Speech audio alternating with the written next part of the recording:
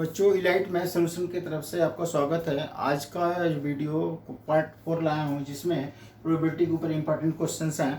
पहला जो क्वेश्चन है प्रोबेबिलिटी डिस्ट्रीब्यूशन के ऊपर। हाँ, तो यहाँ पे जो रैंडम वेरिएबल्स है has the following probability distribution given है, हमको इससे ये सारे वैल्यूज निकालने हैं। तो यहाँ पे देखा जाए तो sigma P x I equal to क्या होता है, 1 होता है। प्रोबेबिलिटी का सारा सम सबका सम 1 होता है। यहाँ पे प्रोबेबिलिटी 0 से लेकर 7 जितने रैंडम वेरिएबल जो वैल्यूज हैं उसको हमको ऐड करना पड़ेगा। यानी P0, P1, P2, P3, P4, P5, P6 और P7। इसका सबका वैल्यू 1 है। अब इसके करस्पॉन्डिंगली वैल्यू को पुट करना है। तो 0 plus k plus 2k plus 2k plus 3k plus k square plus 2k square plus 7k square plus k equal to 1। पहले स्क्वायर के इसमें लाइक टर्म को ऐड कर लेंगे। तो 7k प्लस 2k 9k और plus k square 10k square होगा। और 2 प्लस 4 4 प्लस 1 5 5 प्लस 3 8 8 प्लस 1 9। ये 9k इक्वल टू 1 हो जाएगा। यहाँ पे देखा जा रहा है कि क्या है, क्वाड्रेटिक इक्वेशन आ रहा है। तो 10k square plus 9k minus 1। ये क्वाड्रेटिक है तो हम फैक्टराइज कर सकते हैं। 10 1 जा 10 और 10 और 1 का पेयर मिलेगा, तो प्लस 10 और माइनस 1। तो 10k square plus 10k minus k minus 1 equal to 0। यहाँ पे 10 कॉमन लेंगे, k कॉमन लेंगे तो k प्लस 1 आएगा, और माइनस 1 कॉमन लेंगे तो k प्लस 1 आएगा। तो k प्लस 1 कॉमन आएगा, 10k माइनस 1 और k प्लस 1 इक्वल टू 0 और 10k माइनस 1 इक्वल टू 0। तो बच्चों k प्लस 1 इक्वल टू 0 होगा तो क्या होगा, यहाँ पे k का वैल्यू माइनस 1 होगा। तो प्रोबेबिलिटी माइनस होता है क्या, नहीं ना। तो प्रोबेबिलिटी हमारा 1/10 होगा। यहाँ k का वैल्यू है यहाँ पे, तो हमारा प्रोबेबिलिटी 1/10 हो जाएगा। तो ये वैल्यू वैलिड होगा, ये नहीं होगा। Probability is not less than 1। Probability का वैल्यू 1 से जो है कम नहीं होता है।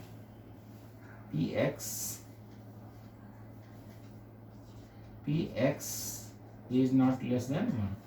तो 1 से लेस देन नहीं होता है, तो इसलिए हम k का वैल्यू 1 ले लेंगे। हाँ, तो यहाँ पे अभी पहला के फर्स्ट हमारा आंसर मिल गया, यानी पहला आंसर आ गया। हाँ, k इज इक्वल टू 1/10। अभी सेकेंड p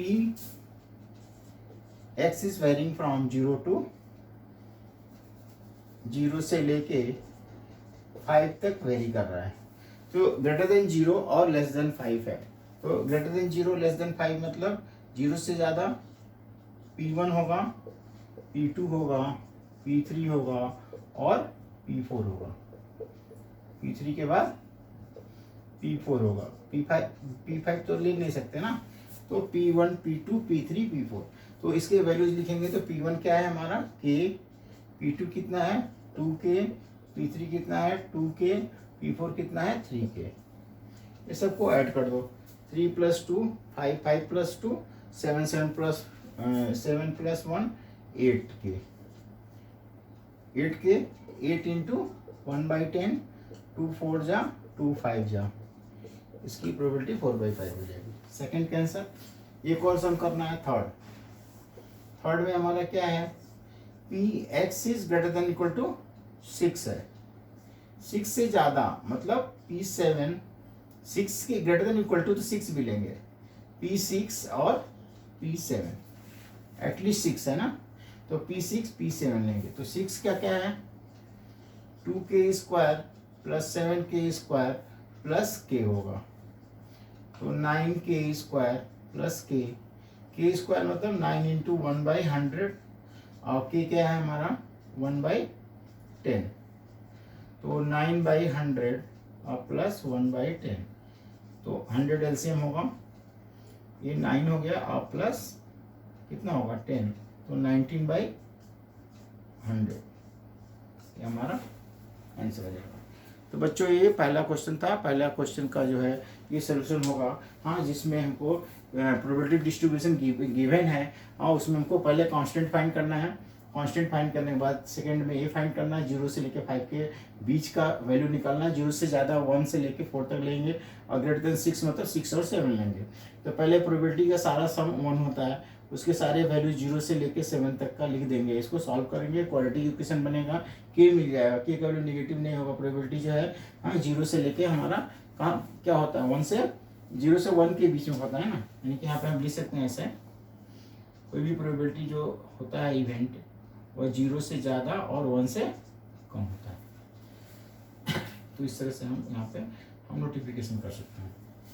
तो ये आज का पहला क्वेश्चन था, और ये जो बोर्ड में इम्पोर्टेंट है, बोर्ड के पॉइंट ऑफ व्यू से आता है, हाँ। इसके बाद अभी नेक्स्ट क्वेश्चन सेकंड बताने जा रहा हूँ।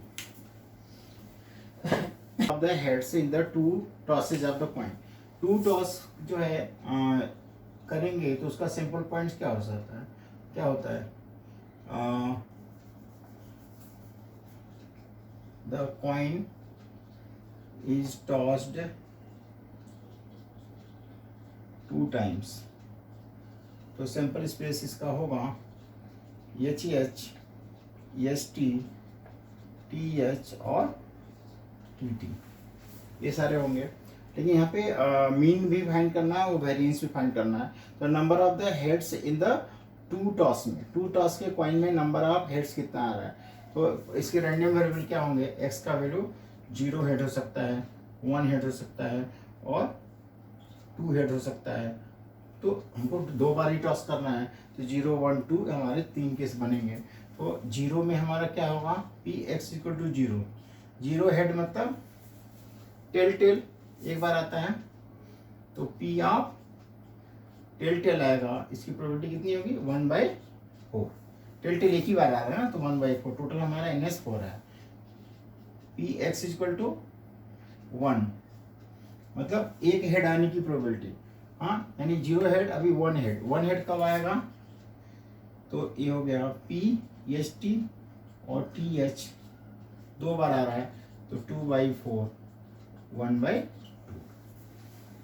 फिर P of x equal to 2 head आ रहा है, तो P HH आ रहा है, तो HH मतलब एक ही बार आ रहा है, तो 1/4, 2 हेड। इसका हमको प्रोबेबिलिटी डिस्ट्रीब्यूशन फाइंड करना है, और इसमें हमको मीन्स भी और वेरिएंस भी फाइंड करना है। तो प्रोबेबिलिटी डिस्ट्रीब्यूशन पहले इसका बना लेते हैं, प्रोबेबिलिटी डिस्ट्रीब्यूशन। इसको मैं ऐसे हॉरिजॉन्टली करेंगे तो अच्छा है, xi 0, 1, 2, ये रैंडम वेरिएबल हो गया। Pxi इसकी जो करस्पॉन्डिंग प्रोबेबिलिटी है 1/4, 1/2 और 1/4, हाँ, ये हो गया। अब इसके जो है हमको क्योंकि वेरिएंस के लिए x इंटू Pxi की जरूरत है, और xi स्क्वायर भी हमको जरूरत पड़ेगा। तो पहले xi इंटू Pxi निकाल लेते हैं। ये क्या होगा, 0 से मल्टीप्लाई 0 होगा, ये 1/2 होगा, ये 2/4 होगा। 2/4 मतलब 1/2 ही होगा। 2/4 मतलब 2 इंटू 1/4, तो हमारा ये हो जाएगा। अब xi स्क्वायर इंटू Pxi, तो xi स्क्वायर मतलब इसका स्क्वायर किया और Pxi का मल्टीप्लाई, तो ये 0 ही होगा।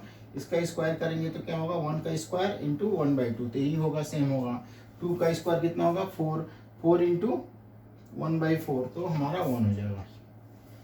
तो हमको पहले फाइंड करना है इसका मीन। मीन क्या हो जाता है, सिग्मा xi Pxi होगा। मीन का फार्मूला ये होता है। तो इसको हम ऐड कर देंगे, हाफ प्लस हाफ कितना हो जाएगा, sigma xi Pxi equal to 1 हो जाएगा।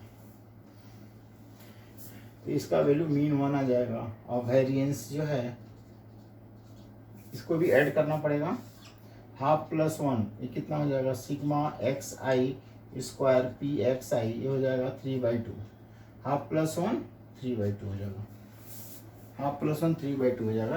तो वेरिएंस जो है फाइंड करने के लिए, वेरिएंस इसको एक्सपेक्टेड मीन को हम EX भी लिखते हैं, और इसको हम वी एक्स वेरिएंस को भी लिखते हैं।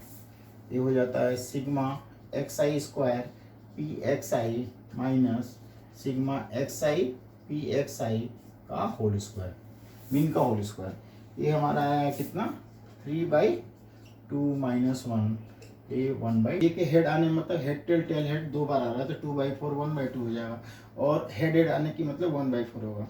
ये प्रोबेबिलिटी डिस्ट्रीब्यूशन के साथ मैंने ये मीन निकाला, और इसके लिए टेबल जो है मैंने वर्टिकली बनाया, एक्स आई निकाला, इसके करस्पॉन्डिंग प्रोबेबिलिटी लिखे, फिर एक्स आई इंटू पी एक्स आई करेंगे तो हमारा मीन आ जाएगा। इसका भी जरूरत पड़ेगा, इसका कॉलम बना लिया और इसमें यहाँ पे वैल्यू पुट कर देंगे और इसको सॉल्व कर देंगे। तो ये आज का क्वेश्चन नंबर 2 था। अभी क्वेश्चन नंबर 3।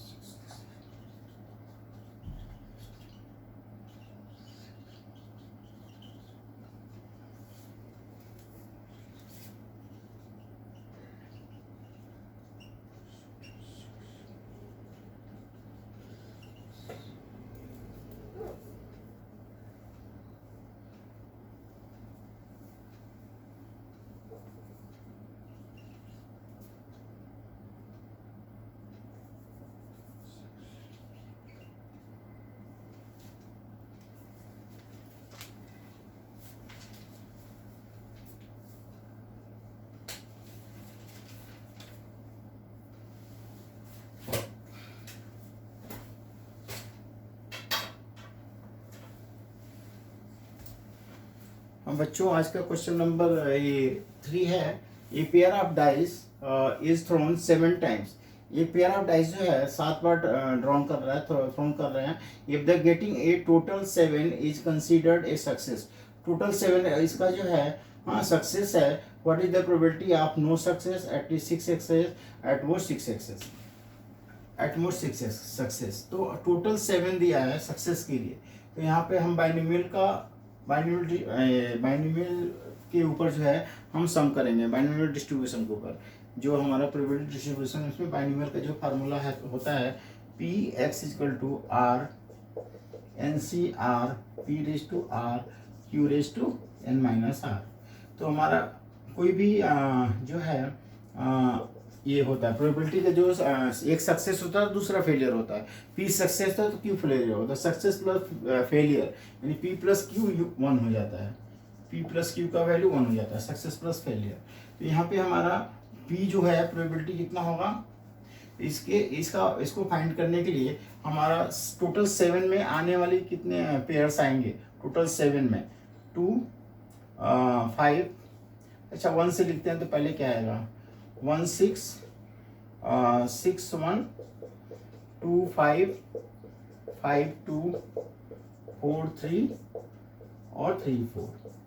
टोटल 7 में इतने पेयर्स आएंगे। तो इसमें हमारा टोटल 7 में नंबर ऑफ पेयर्स कितने 1 2 3 4 5 6 7 ना। तो ये जो 7 पेयर होंगे तो 7 नहीं 1 2 3 4 5 6 पेयर आ रहे हैं। तो हमारा 6 बाई टोटल 2 डाइस को ड्रॉन करेंगे तो एनएस कितना हो जाता है, एनएस होता है 36। तो 6 बाई 36 हो जाएगा। तो ये सक्सेस का जो प्रोबेबिलिटी होगी वो 1/6 होगा। फेलियर कितना हो जाएगा Q equal to 1 minus P 1 minus 1/6 5/6 हो जाएगा। तो अब हम क्या करेंगे नो सक्सेस फाइंड करना है। पहला क्या करना है no success, probability of no success. No success मतलब होता है probability of x equal to 0 find करना पड़ेगा। तो यहाँ पे n का वैल्यू कितना है टोटल 7, यहाँ पे 7 बार वो कर रहे हैं और टोटल 7 है। यहाँ पे कंसीडर सक्सेस टोटल 7 है और 7 टाइम ड्रॉ भी कर रहे हैं। तो टोटल 7 का सक्सेस पे निकालेंगे प्रोबेबिलिटी और 7 टाइम्स ड्रॉन कर रहे हैं। तो n का वैल्यू हमारा 7 हो जाएगा। यहाँ फार्मूला यूज करेंगे तो हमारा N C R P raise to R N minus Q raise to N minus R, ये फार्मूला होता है। यहाँ पे हम यूज करेंगे, सीधे यूज कर लेंगे तो क्या होगा डायरेक्ट हम फार्मूला ऊपर मैं लिखा हूँ तो डायरेक्ट यूज कर लेंगे 0 पे। तो 7c 0 और 1/6 p 1/6 है का पावर 0 और हो जाएगा 5/6 का पावर 7 माइनस 0, 7 माइनस 0। ठीक है, ये 1 हो गया, ये 1 हो गया, ये 5 का पावर 5/6 का पावर 7 हो जाएगा। तो 5 का टाइम्स इसमें मल्टीप्लाई करना पड़ेगा 7 टाइम्स और 6 का भी 7 टाइम मल्टीप्लाई करना पड़ेगा। तो 5 का मल्टीप्लाई 7 टाइम्स करना पड़ेगा। तो 7 टाइम्स जो है 5 इंटू 5 इंटू 5, ये 4 बार कितना होता है 625 और 5 इंटू 5 इंटू 5, तो 4 + 3 7 हो गया 125। 625 में 125 में मल्टीप्लाई करना पड़ेगा। ठीक है, तो इस तरह से हमको तो आंसर इतना है, इतना बड़ा मल्टीप्लाई करने से अच्छा है कि हमको आंसर इतना ही ले सकते हैं, क्योंकि आंसर जो है बहुत बड़ा आ रहा है तो हम इसको ऐसे ही आंसर में लिख सकते हैं। Second, probability of at least 6 success. 6 success मतलब Px is greater than equal to 6। तो Px इक्वल टू 6 होगा और Px इक्वल टू 7 होगा एटलीस्ट में। ये 2 लेना पड़ेगा। 6 में क्या होगा 7c6 और 1/6 का पावर 6 होगा और 5/6 का पावर 7 माइनस 6, 7 माइनस 6 हो जाएगा। 7 माइनस 6 1 हो जाएगा। तो 7 6 कितना होगा, 7c 1 हो जाएगा, और 1/6 का पावर 6 इंटू 5/6 होगा। तो 7c1 कितना हो जाएगा 35, और अपॉन 6 का पावर 6 और ये 6 का पावर 7 हो जाएगा। तो आंसर आ जाएगा 35 अपॉन 6 का पावर 7। 6 का पावर 7 मल्टीप्लाई बहुत बड़ा है तो छोड़ देंगे यहाँ पर। 7c 7 माइनस 6 तो 1 ही होता है ना, तो 7c 1 हो जाएगा। अभी थर्ड है P एट मोस्ट 6 सक्सेस मतलब P of x is less than equal to 6 होगा। तो 1 minus P X is greater than 6 होगा। P X is greater than मतलब कि 7 हो जाएगा, मतलब लेस देन 6 नहीं होना चाहिए ना। तो P X is greater than 6 मतलब यहाँ पे ग्रेटर देन 6 से ज़्यादा मतलब 7 लेना पड़ेगा। तो 7 का जो है वो क्या है 7c। अच्छा, इसका अभी कंप्लीट नहीं हुआ, इसमें अभी 7 का भी करना पड़ेगा ना। यहाँ पे 7 का भी करना पड़ेगा, मैं फिर से कर देता हूँ। मैं 6 का ही किया था, यहाँ पे बड़ा कैलकुलेशन है। तो P 7c 6 1/6 का पावर 6 5/6 का पावर 1 हो जाएगा, और प्लस 7c 7 1/6 का पावर 7 5/6 का पावर 7 माइनस 7 0 हो जाएगा।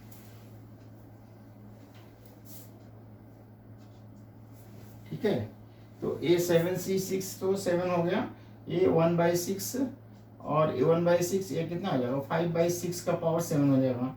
यहाँ पे 7c भी 1 हो जाएगा और 1/6 का पावर 7 हो जाएगा, ये भी 1 हो जाएगा।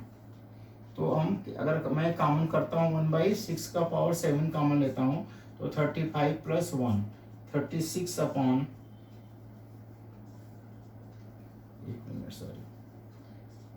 36 अपॉन 6 7 हो जाएगा, यानी 36 मतलब 6 स्क्वायर अपॉन 6 7 हो जाएगा, 1 अपॉन 6 का पावर 5 हो जाएगा। ये हमारा आंसर हो जाएगा।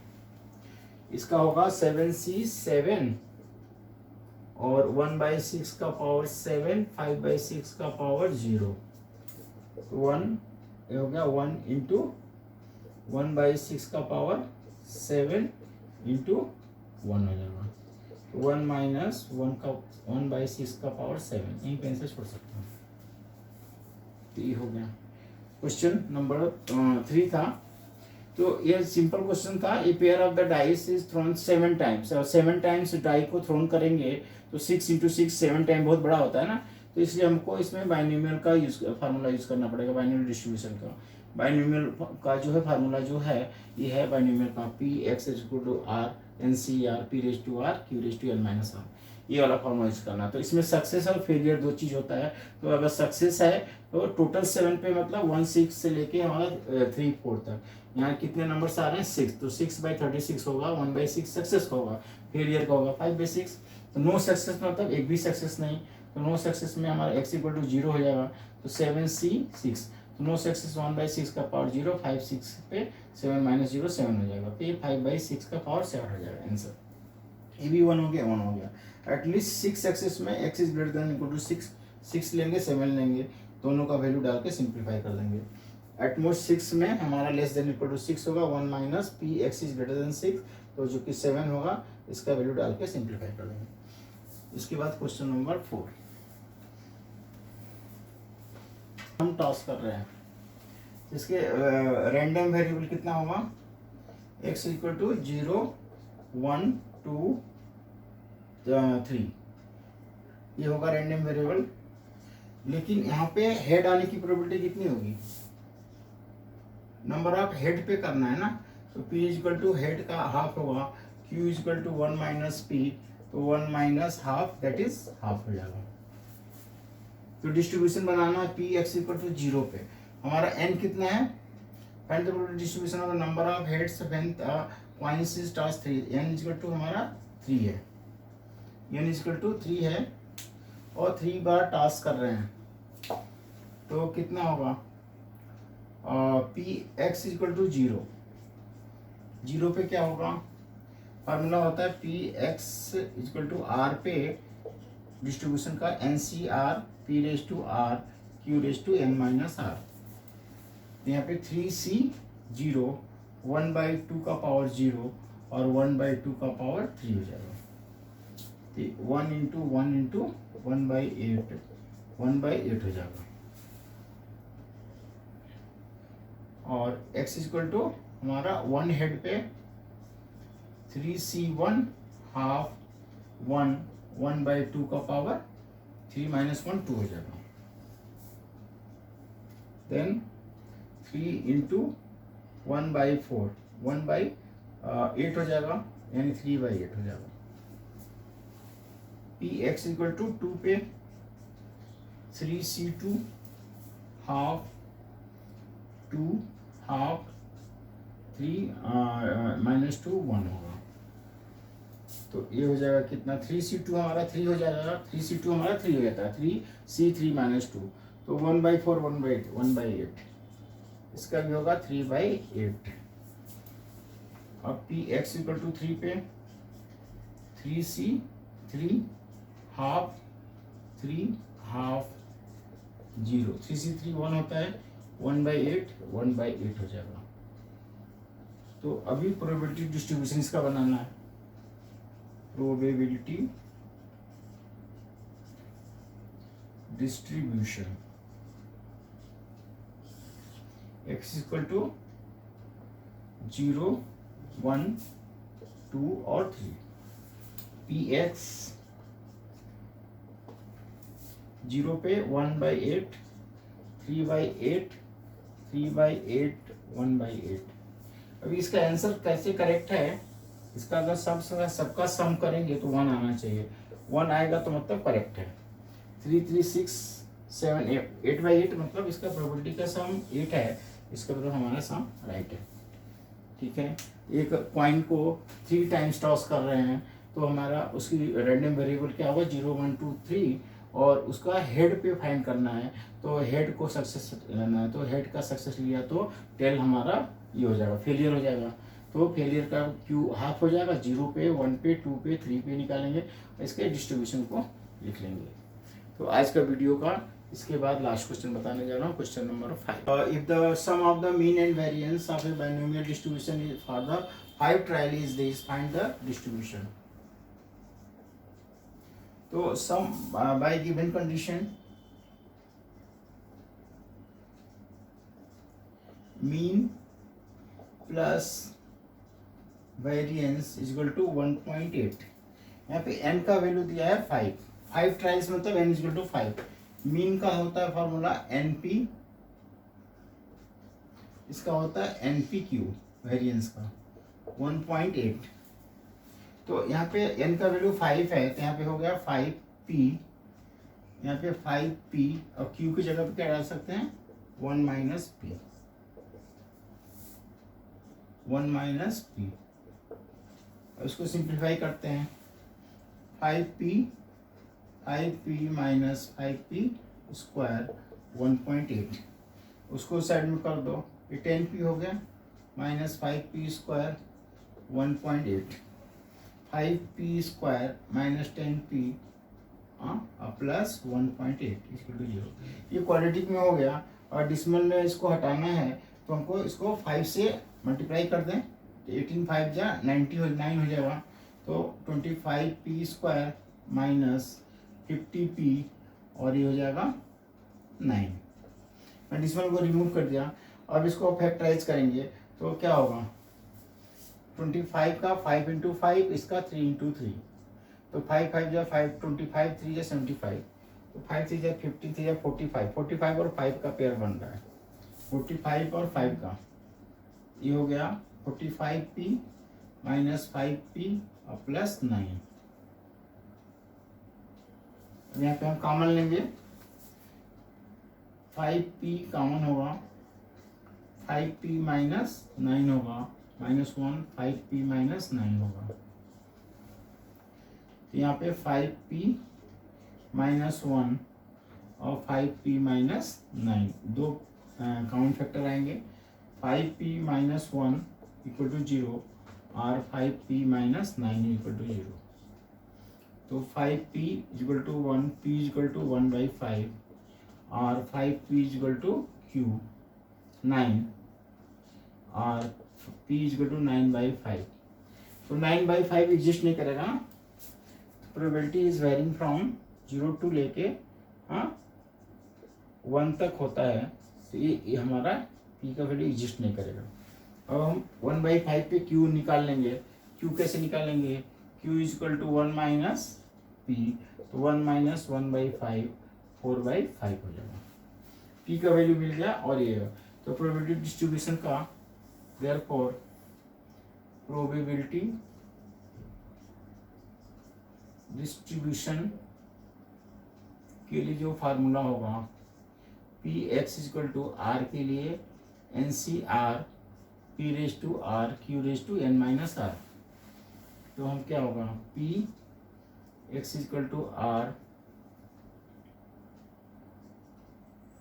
एन कितना है यहाँ पे 5 है, सी आर आर नहीं मालूम, पी का कितना 1/5 का पावर आर 4/5 का power N minus R. Where probability का डिस्ट्रीब्यूशन जो है आर का वैल्यू 5 बार ट्रायल कर रहे हैं तो 0 1 2 3 और 4 और 5 इसका। तो एक्स इक्वल टू आर का वैल्यू 0 से लेकर 5 ट्रायल कर रहे हैं तो 5 ट्रायल के लिए ये डिस्ट्रीब्यूशन बन जाएगा। ये हमारा आंसर होगा। तो ये आज की वीडियो का लास्ट क्वेश्चन था। तो इसमें मीन प्लस वेरिएंस 1.8 दिया है। एनपी होता है मीन के लिए फार्मूला, वेरिएंस के लिए एनपी क्यू होता है। क्यू का वैल्यू 1 माइनस पी डालेंगे, क्वाड्रेटिक इक्वेशन बनेगा। इससे दो वैल्यूज मिलेंगे लेकिन एक वैल्यू 1 से ज़्यादा आ रहा है तो एडजस्ट करेंगे, क्यू का वैल्यू मिलेगा, क्यू का वैल्यू डालेंगे। क्योंकि हम इसमें 5 ट्रायल कर रहे हैं तो हमारा रैंडम वेरिएबल भी हमारा 0 से लेकर 5 तक है। तो यहाँ पे एक्स इक्वल टू आर पे फार्मूला पे हम यहाँ 5 वैल्यू को हम एडजस्ट करा सकते हैं डिस्ट्रीब्यूशन में। तो इसके साथ ही ये लास्ट क्वेश्चन खत्म होता है और इसके बाद जो है ये हमारा प्रोबेबिलिटी चैप्टर कंप्लीट हो गया। अब इसके बाद 12th का मोस्टली कंप्लीट हो गया। हाँ अभी बाद में देखेंगे तो एनसीईआरटी का क्वेश्चन डालेंगे। हाँ पहले इसके बाद मैं थोड़ा 11th का ऊपर थोड़ा फोकस करूँगा, 11th के चैप्टर्स को पढ़ाऊँगा और एनसीईआरटी का या देखते हैं वो मैं आगे की वीडियो में बताऊँगा। और इसके साथ ही आज का लेक्चर ख़त्म करते हैं। आप लोग को बहुत बहुत धन्यवाद।